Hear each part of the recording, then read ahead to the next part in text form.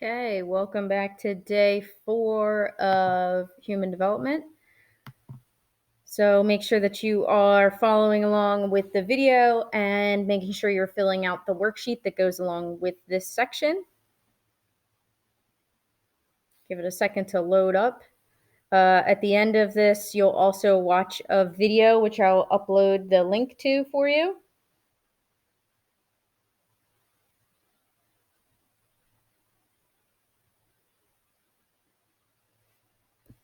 Okay, so infants need love. Very basic. They don't need a lot.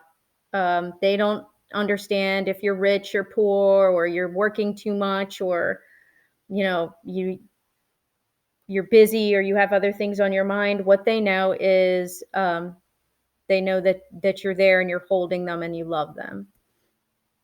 Okay, the importance of touch. Touch can speak louder than words. Think about times when you felt sad or alone. When did a hug from a family member or friend make you feel better? Even maybe during this time. I know I hug my kids all the time. They're 4. Just because it's a hard time. They're going through something very different, and hugs make you feel better. They make me feel better. They make kids, adults. Just feels nice to have a hug. So touch is important. It's a way of showing love.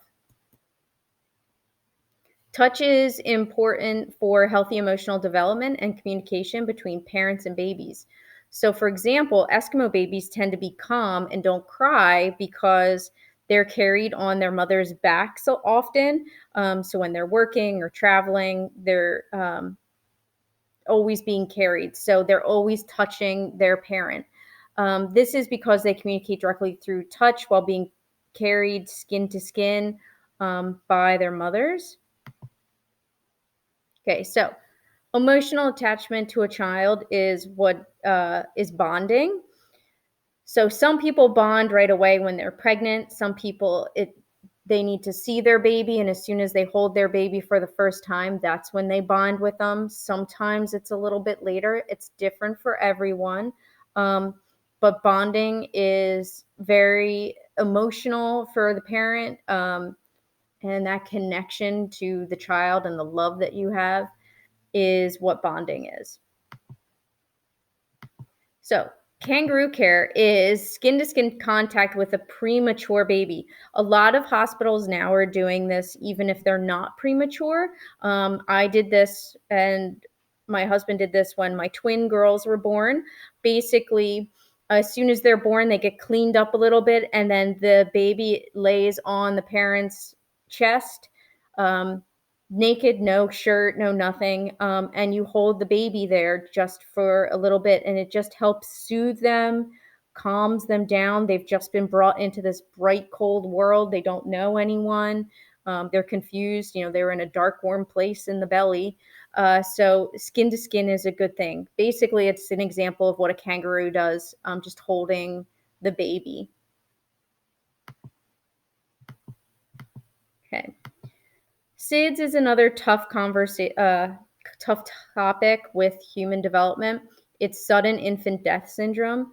SIDS is the sudden and unexplained death of an infant who is younger than 1 year old. Sometimes they used to refer to it as crib death, and we'll go into that in the next couple of slides.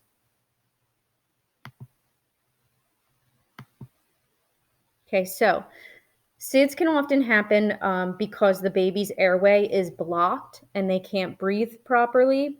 So one way to stop SIDS from happening is to lay your baby on its back. Now, once it's old enough to roll over and it can do that freely, you don't need to worry about constantly putting them back on their back because they have the muscles and the movement to roll and lift up their head. So if their airway is blocked, their nose or their mouth, they can move. So it's recommended that babies always sleep on their back. You don't put them on their tummy. You don't put them on their side. They should be sleeping on their back all the time until they are able to get up and move around on their own. This will decrease SIDS from happening. So the other important thing to stop SIDS from happening is the baby should be sleeping in an empty crib. You do not need a blanket or a pillow, a stuffed animal. Around this second picture is a bumper pad that can suffocate. If a child gets their head pushed up against the bumper pad, then they can't breathe. Same with a pillow. A blanket can go over their head. In the first picture, there is a blanket, but it's tucked into the mattress, so they can't really move around. They can't lift it up. I wouldn't even recommend what the first picture is doing. You just need to lay the baby down. Nothing else. Pajamas are warm enough. So yesterday you watched a video about swaddling. It's really important to help babies sleep because they were in such a tight quarters, I guess you want to call it. They lived in the belly for so long in the womb that everything was squished together. So swaddling is basically a way of keeping everything tight up against the baby's chest and everything. When the baby's swaddled, they are not going to be too hot. You don't need to give them extra layers or anything. This second picture here, the hat and the jacket and then the blanket, the baby's going to be too hot. Now, if you're going outside and it's wintertime and you're going for a walk, then yeah, you need to bundle your baby. But if this is just to lay down to take a nap or go to sleep for the night, you do not need a hat or anything. Just a tight swaddle with a blanket, the pajamas. Babies actually like colder weather. They sleep better.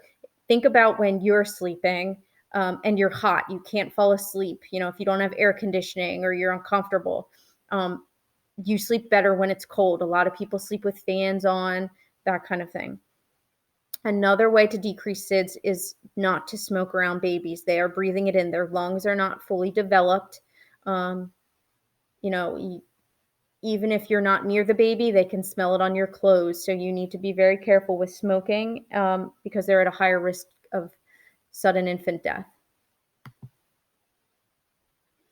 Okay, so more than 85% of all deaths from accidental suffocation and strangulation in bed occur from birth to 6 months. So you can see the months here, it decreases the older they get. That's because they can start to turn by themselves and everything.